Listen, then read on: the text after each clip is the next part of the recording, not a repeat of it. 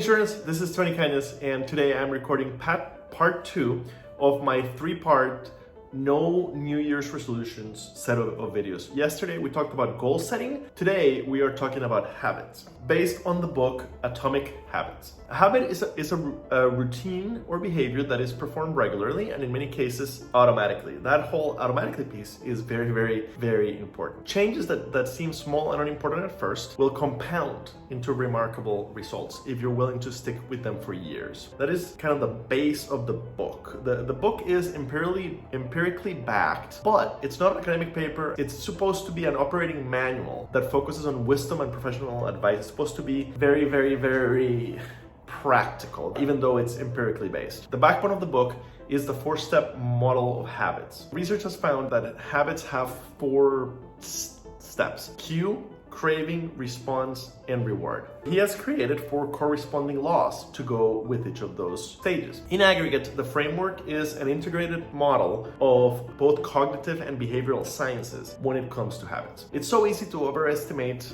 the importance of one defining moment and underestimate the value of making small improvements on a daily basis. Improving by 1% isn't particularly notable. Sometimes it isn't even noticeable, but it can be far more meaningful, especially in the long run. The difference a tiny improvement can make over time is astounding. Here's how the math works. You get 1% better every day. You'll end up 37 times better by the time that you're done. So that is how the book is built. It's built on the idea that if you can get yourself to the point where you're getting a little bit better every day in whatever it is that matters to you, after a year, after more than a year, you will end up being so much better. Habits are the compound interest of self-improvement. It is only when looking back 2, 5, perhaps 10 years later that the value of good habits and the cost of bad ones can become strikingly apparent. The slow pace of transformation also makes it easy to let a bad habit slide. If you eat fast food today and you don't notice extra weight on the scale tomorrow, you do it again and again and again.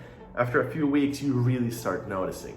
And at that point, it's become a bad habit. Success is the product of daily habits, not a once-in-a-lifetime transformation. We have this image that the way we become successful is by doing a radical transformation of our lives. And that is what a New Year's resolution is, and that's why it doesn't work. Radical changes like that don't work, because it doesn't matter how successful or unsuccessful you are right now. What matters is whether your habits are putting you on the path towards success. Ultimately, you get what you repeat. That's the power of habits, okay? So your habits can compound for you or against you, and they compound in multiple ways. Positive side, productivity compounds. For example, if you're in sales, doing one more call every day, at the end of the year, you ended up making 365 more calls. Knowledge also compounds, right? Every little bit you learn about insurance every day, learning a little bit every day, over time, at the end of the year, you know 37 times more than you knew at the beginning of the year if you start at 0. Relationships also compound, so it makes sense to invest in them long term, and that is why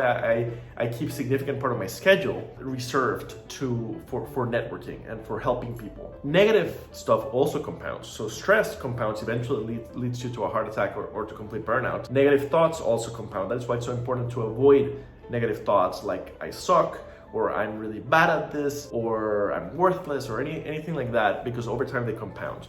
He uses a really cool example of an ice cube. If you think about an ice cube, if I go to the fridge and grab an ice cube, and I'm sitting in a really cold room right now, right? I'm not, but let's assume that.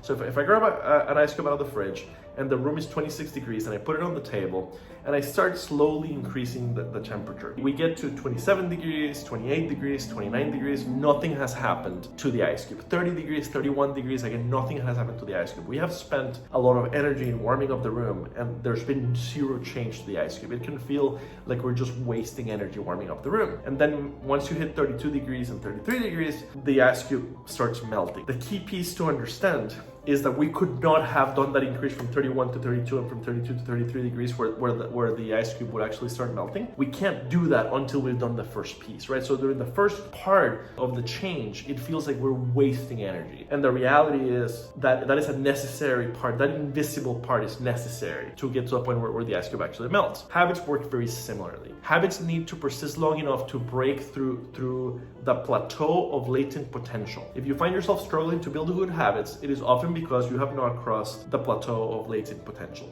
You haven't yet gotten to a point where it gets noticed. There is no such thing as an overnight success. Whenever something looks like an overnight success, somebody put 5 years of work into it before it got noticed. When you finally break through the plateau of latent potential, people will call it an overnight success. Change can take years, and then it happens all at once. All big things come from small beginnings. The seed of every habit is a single tiny decision. As that decision is repeated, a habit sprouts and grows stronger. Roots entrench themselves and branches grow. Forget about goals. Focus on systems instead. Yeah, I know this is really funny that yesterday's video was about goals, and it is still important. Goals by themselves won't get you where you need to go. I mean, they might, they've done it for me in the past, but they require a lot more effort if you don't have a system to make them happen. So goals are the results that you want to achieve, and you do need to be clear and have those written down and have them be SMART goals. See yesterday's video. But systems are about the processes which actually lead you to achieve those goals. If you want better results, forget about setting goals. Focus on the system instead. So are goals completely useless? No. Goals are absolutely necessary for setting a direction, but systems are best for actually making progress. There's a few problems with goals. Number one, winners and losers both can have the same goals. Number two, achieving a goal is only a momentary change. Achieving a goal only changes your life for this moment. That's the counterintuitive thing about improvement. We think that we need to change our results, but the results are not the problem. What we really need to change is the systems that cause those results.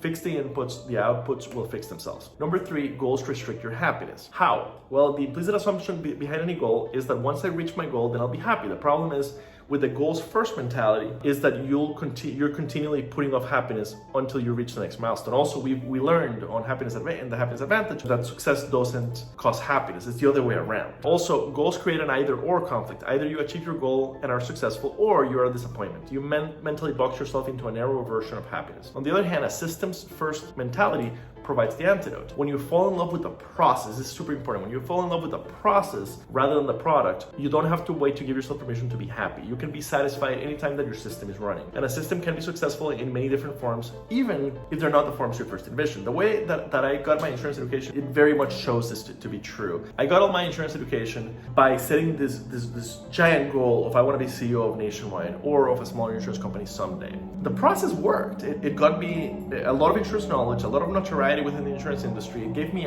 it's helped me build a megaphone within the industry. It turns out that ultimately I didn't want to be CEO. I've discovered that along the way. If I measured my goals by what I thought my goal was when I first set those goals, then I would consider myself a failure. And I think it's the other way around. I've been incredibly successful, just not in the way that I thought I would be. And number four, goals are at odds with long-term progress. The purpose of setting goals is to win the game. The purpose of building systems is to continue playing the game. True long-term thinking is goalless thinking. It's not about any single accomplishment. It's about the cycle of endless refinement and continuous improvement. Ultimately, it is your commitment to the process that will determine your progress. If you're having trouble changing your habits, the problem isn't you, it's your system. You do not rise to the level of your goals. Goals are necessary, but you don't automatically rise to the level of your goals just by having goals. You fall to the level of your system. An atomic habit is a tiny change, a 1% improvement, a little habit that is part of a bigger system. Then he has a whole section on identity and habits and their relationship to identity. This part is absolutely crucial. This is really where the book goes beyond and above anything I've read in the past when it comes to habits. It can be difficult to keep good habits going for more than a few days, even for sincere efforts and motivation. Once your habits are established, they seem to stick around forever,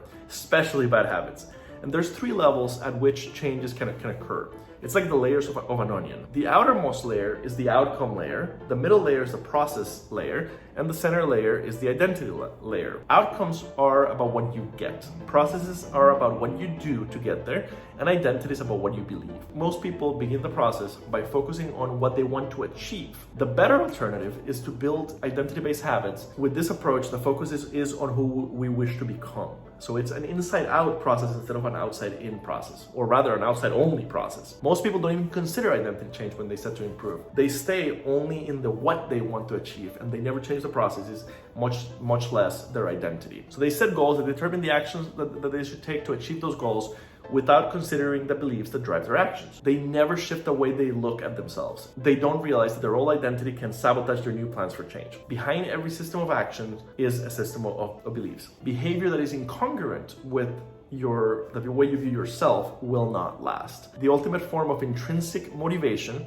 is when a habit becomes part of your identity. It's one thing to say, I'm the type of person who wants this. and quite another to say, I'm the kind of person who is this. True behavior change is ultimately identity change. You start habits based on motivation, but the only way to stick to new habits is for them to become part of your identity. Okay. Your goal is not to read a book, it's to become a reader. The goal is not to hit the gym or to eat better, it's to become a healthy person. The goal is not to run a marathon, it's to become a runner. Research has shown that once a person believes in a particular aspect of their identity, they're more likely to act in alignment with that belief. And the more deeply that a thought or action is tied to your identity, the more difficult it is to change. Good habits can make rational sense, but if they conflict with your identity will win in the long term. Progress requires unlearning.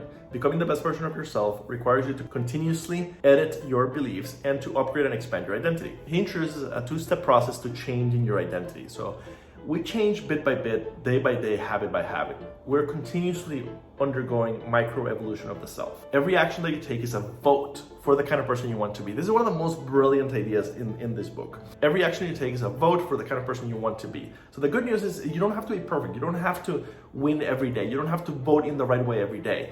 You just have to win the majority of the time. Step one is decide who you want to be. And step two, work backwards from the results that you want and ask yourself, who is the type of person that could get the outcome that I want? Once you have a handle on the type of person that you want to be, you can begin taking small steps to reinforce that new identity that you want. Another key piece is feedback loops. Your habits feed your identity and your identity shapes your habits. It's a two-way street. You have the power to change your beliefs about yourself. Your identity is not set in stone. You have a choice in every moment. You can choose the identity that you want to reinforce today and the habits that you choose today. How do you build habits in 4 simple steps? Okay, you have to remember that a habit is a behavior that has been repeated enough times so as to become automatic. The process of habit formation begins with trial and error. Habits reduce cognitive load and free up mental capacity that you can allocate to other tasks. The more that things get habitized, that's not an actual word, turned into habits, the more that you don't have to think about them every day. You just do them because they become a habit. So you can free up that mental capacity to do other things. Remember the cue, craving, response, reward process that we talked about earlier? His 4 laws match directly to those 4 things. Law number 1 is make it obvious. That goes with the cue piece. Law number 2, make it attractive. That goes with the craving piece. Law number 3, make it easy. That goes with the response piece. And rule number 4,